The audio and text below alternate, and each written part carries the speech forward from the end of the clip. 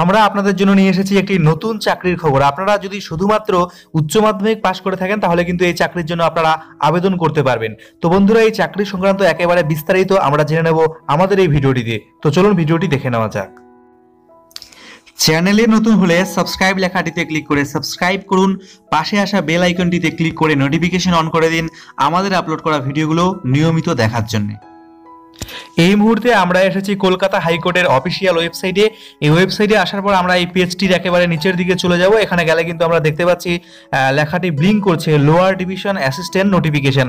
সেখানে আমরা ক্লিক করব এবং যে এই চাকরির যে অফিসিয়াল নোটিফিকেশন সেটা কিন্তু আমরা এখান থেকে ডাউনলোড করে নেব এবং বিস্তারিতভাবে জেনে নেব যে কি কি যোগ্যতা লাগবে, কত শূন্যপদ রয়েছে, বেতন কত লাগবে, এক কথায় সমস্ত খুঁটিনাটি আমরা এখান থেকে এখন জেনে নেব।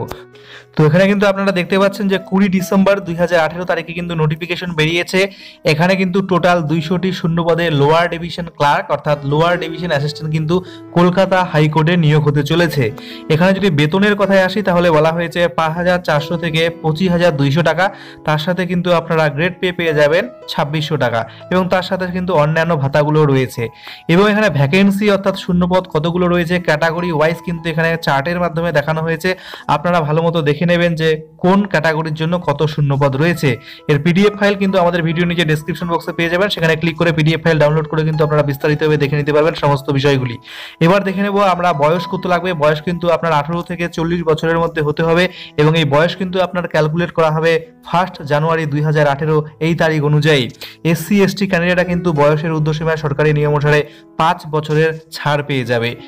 এখানে আপনাদের মাধ্যমিকের সার্টিফিকেটে যে বয়স রয়েছে তারা কিন্তু সেই বয়সটাই ধরবে এবং যারা যারা এখানে খেলাধুলার সার্টিফিকেট রয়েছে তারা কিন্তু এখানে অগ্রাধিকার পেয়ে যাবে। তো চলুন জেনে নেওয়া যাক শিক্ষাগত যোগ্যতা কি লাগবে। আপনারা শুধুমাত্র উচ্চ মাধ্যমিক পাশ করে থাকলেই কিন্তু এই চাকরির জন্য আবেদন করতে পারবেন। ফিস কত দিতে হবে চলুন জেনে নেওয়া যাক। যারা এসসি এসটি ক্যান্ডিডেট রয়েছে ওয়েস্ট বেঙ্গলে তাদেরকে কিন্তু এখানে 250 টাকা ফিস জমা করতে হবে, তার সাথে কিন্তু এক্সট্রা হবে ব্যাংক চার্জ দিতে হবে। এবং এসসি এসটি বাদে যে সকল ক্যান্ডিডেটরা রয়েছে তাদেরকে কিন্তু এখানে 500 টাকা ফিস জমা করতে হবে, তার সাথে সাথে ব্যাংক চার্জ কিন্তু এখানে দিতে হবে। ফিসটা কিন্তু আপনারা অনলাইনে জমা করতে পারবেন। যে কোনো ব্যাংকের ডেবিট কার্ড থাকলে আপনারা যদি জমা করেন ডেবিট কার্ডের মাধ্যমে তাহলে কিন্তু কোনো রকম ব্যাংক চার্জ আপনাকে দিতে হবে না।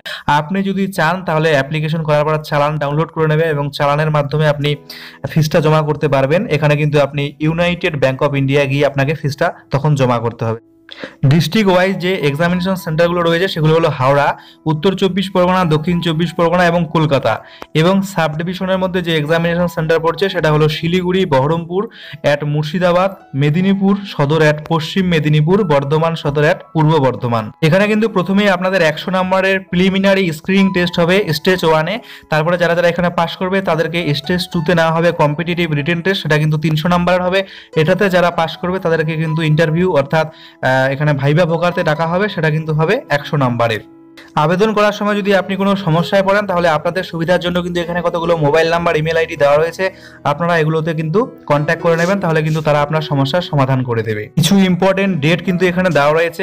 এখানে কিন্তু অনলাইন অ্যাপ্লিকেশন শুরু হয়ে গেছে ডিসেম্বর মাসের 20 তারিখ থেকে এবং লাস্ট ডেট রয়েছে কিন্তু জানুয়ারি মাসের 19 তারিখ। অনলাইনে আবেদন করার জন্য কিন্তু আপনাদের এই ওয়েবসাইটে আসতে হবে। ওয়েবসাইটের লিঙ্ক কিন্তু আমাদের ভিডিও নিচে ডেসক্রিপশন বক্সে পেয়ে যাবেন। সেই লিঙ্কে ক্লিক করে আপনারা সরাসরি চলে আসবেন এই ওয়েবসাইটে। ওয়েবসাইটে আসার পরে আপনারা কিন্তু এখানে দেখুন লেখা রয়েছে দুটো অপশন, নিউ রেজিস্ট্রেশন এবং নিচে রয়েছে এক্সিস্টিং ইউজার। আপনি যদি আগে কোনো চাকরির জন্য এখানে আবেদন করে থাকেন বা যদি আপনি এখানে অ্যাকাউন্ট থাকে তাহলে কিন্তু এক্সিস্টিং ইউজারে আপনি ক্লিক করবেন, আপনার ইউজার আইডি পাসওয়ার্ড দিয়ে কিন্তু আপনি এখানে লগ ইন হয়ে যাবেন। নতুন ইউজার হলে নিউ রেজিস্ট্রেশনে ক্লিক করবেন, স্টেপগুলো ভালো মতো আপনারা এখান থেকে ফলো করবেন, তাহলে কিন্তু খুব সহজে আপনারা আবেদন করতে পারবেন। যদি অসুবিধা হয় তাহলে দেখুন ডান দিকে লেখা রয়েছে উপরে হাউ টু অ্যাপ্লাই, সেখানে ক্লিক করে কিন্তু আপনারা ভালো মতো বিষয়টা জেনে নিতে পারবেন। কোনো ধরনের অসুবিধা হলে আপনারা কিন্তু অবশ্যই আমাদের ভিডিও নিচে কমেন্ট বক্সে কমেন্ট করে জানাবেন, আমরা কিন্তু আপনাদের সমস্যার সমাধান করে দেওয়ার চেষ্টা করব। তো বন্ধুরা, এই ভিডিওটি এখানে শেষ করছি। ভিডিও দেখার জন্য অনেক অনেক ধন্যবাদ।